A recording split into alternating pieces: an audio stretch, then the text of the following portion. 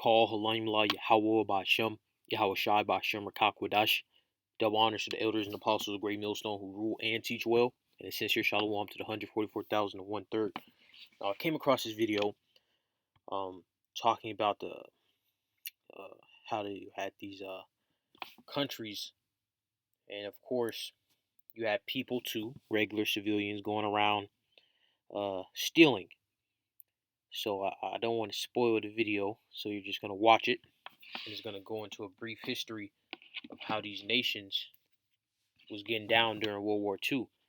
Lord's will, if I find the documentary, I'm pretty sure this is a documentary, short clip from the documentary. I'll maybe post it in a community section. So before I start the video, this is Habakkuk 2 and 5. Yeah, also because he transgresseth by wine, which is a philosophy, how they move through society, how they govern society. He is a proud man, neither keepeth at home. And what does that mean? That means Esau likes to go around making mischief. You know, Jacob was what? He dwelt in tents, and Esau was a man of the field, who enlargeth his desire as hell, which is what? Going into destruction and evil, man. That's what Esau likes to do. And after that, he does his destruction and evil, he sets up what? His wine. And is as death, because he's the man of sin, and cannot be satisfied, because he's not satisfied in blood, but gathereth unto him all nations. That's what Esau's done. You know, they have a map of the Edomites. Of course, they say Europeans, how many people they've attacked or conquered or whatever, and it was like pretty much 100% of the earth.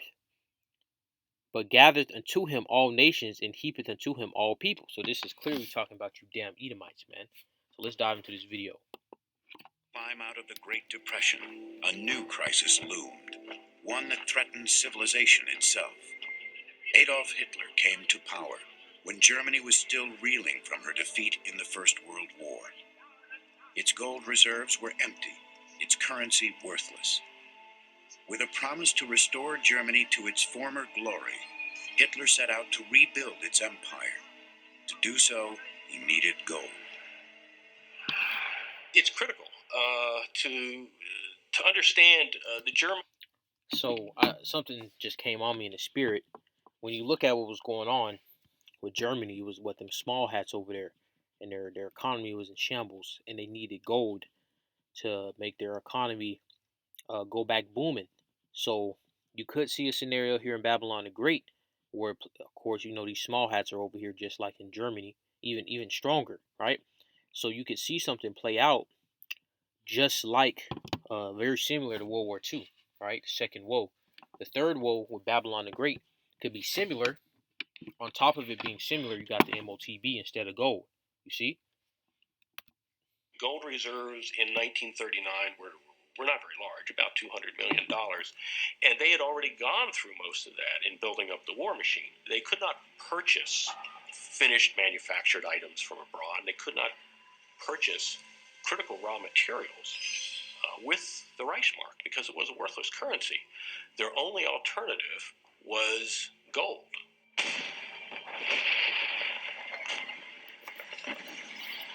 As the German army rolled over Europe, it plundered each nation's gold reserves. In 1938, Czechoslovakia with its $30 million in gold. In 1939, Poland with $85 million in gold. This started in 1938, actually, with the Anschluss in Austria.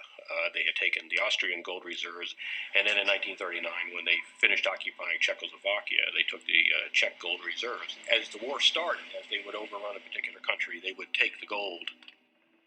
Much of Hitler's golden plunder was stored at the Reichsbank in Berlin. But the tide was turning for Hitler's 1,000-year Reich. Day and night bombing by the Allied air forces systematically Day and night bombing. And guess what? Technology is going to be more advanced than then. So you got these drones and these other seen this thing where I think it's called Lockheed Martin. They're the ones that build these fighter jets and whatever else. They showed that they have planes now that can morph. They can transform, man. They can change size. An airplane, not necessarily a drone, is an airplane. So Esau's going to get down. This is 2nd Ezra 5 and verse 1 from the top. Nevertheless, as coming the tokens, behold, the day shall come, that they which dwell upon earth shall be taken in a great number. So that's what the majority, the overwhelming, more than 50% of people are going to die.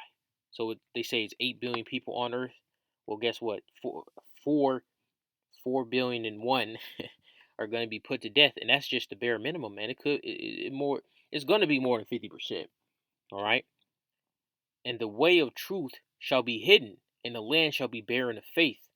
But iniquity shall be increased above that which now thou seest, or that thou hast heard long ago. So guess what? Things are going to get real nasty. It's going to be way worse than World War II. And World War II was real nasty, man. That was worse than World War One. And World War One was far worse than any other war previously before it. Let's get 2nd Esdras 9 and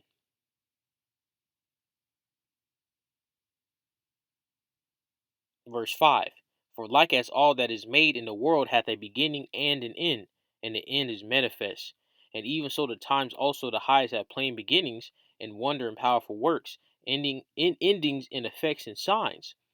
So this is what we know, that this is the time of the end, because we see what is being written. We see prophecies coming to pass.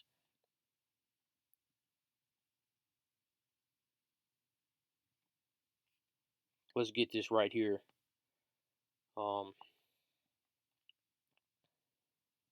Verse 16, verse 15. I have said before, and now do speak, and will speak it also hereafter, that there be many more of them which perish than of them which shall be saved. Like as a wave is greater than a drop. So the overwhelming majority, billions of people are going to die. You understand? Billions of people are going to die in this third woe. Brought to you by the Heavenly Father, using Esau as that final huzzah before he's taken down. Let's get this right here, that third woe. And this documentary is the second woe. Revelations 11 and 14. The second woe is past, and woe it has two main meanings. The main, I forget the full meaning. What the elder from GMS Las Vegas had brought it out, but in this one it's talking about grief, right? I think that may be it right there, grief. So when you go into that, man, World War One, Two, and this three is not going to be such a marvelous time. You know, people are dying, torture, families being broken up. You know, captivity. You know, in war, they're slaves. He even talks about actually. Let's just play the video. Hitler's war machine, attacking at its very heart the industrial infrastructure built with the help of stolen gold. On February 3rd, 1945, more than 900 Allied bombers dropped nearly 2,300 tons of bombs on Berlin. The city was devastated, and the Reichsbank nearly destroyed. In February 1945, perhaps the remaining gold reserves that were in the Reichsbank itself were This is Revelations 13 and 13. And he doeth great wonders, so that he maketh fire come down from heaven on the earth in the sight of men. What is that? Them bombs, man. What happens? What is a bomb? It's fire coming down. It's a device that explodes and causes things to what? Catch on fire. And they were being dropped from what? A plane, and the plane is flying in what? In the heavens. on the trucks, I think, with captured laborers, probably French, and shipped. Boom, right there. Captivity, man. Slaves. So that's what war entails. This in Jacob's Trouble is going to be worse than slavery. Chattel slavery here in America is going to be worse than World War II. It's going to be the worst time in history. To Merkur, a town in Thuringia in southern Germany. That spring, Patton's Third Army rolled across Germany like a juggernaut. Entering Merkers on April 4th, they heard rumors of a top-secret cargo recently trucked in from Berlin and buried in a nearby potassium mine. Curious, several GIs decided to investigate. Half a Jeremiah 30:7.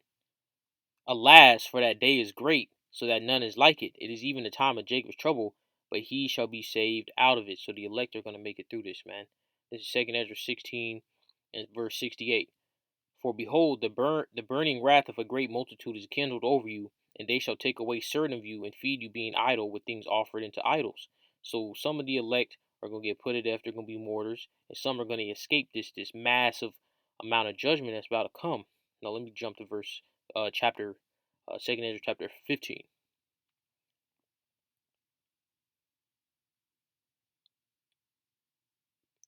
Verse 16, verse 15.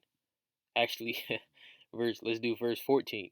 Woe to the world and them that dwell therein, for the sword and their destruction draweth nigh, and one people shall stand up and fight against another, and swords in their hands. For there shall be sedition among men, and evading one another. They shall not regard their kings nor princes. And this World War II. They were regarding their kings and princes, and this is what a not regard. So you're gonna have a lot of soldiers not aligning with the military. They're gonna break off and do their own thing. Yeah, man. Satan casting out Satan, divided.